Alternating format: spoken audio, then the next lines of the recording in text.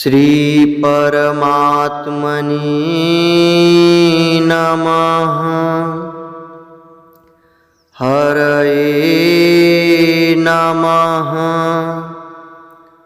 श्री गुरुचरणकमलेभ्यो नमः।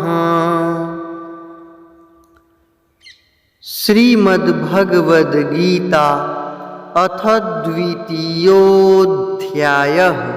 श्लोक 56। दुःखेष्वनुद्विग्नमनाः सुखेषु विगतस्पृहः वीतरागभयक्रोधः स्थितधीर्मुनिरुच्यते। दुःखेष्वनुद्विग्नमनाः सुखेषु विगतस्पृहः वीतरागभयक्रोधः स्थितधीर्मुनिरुच्यते।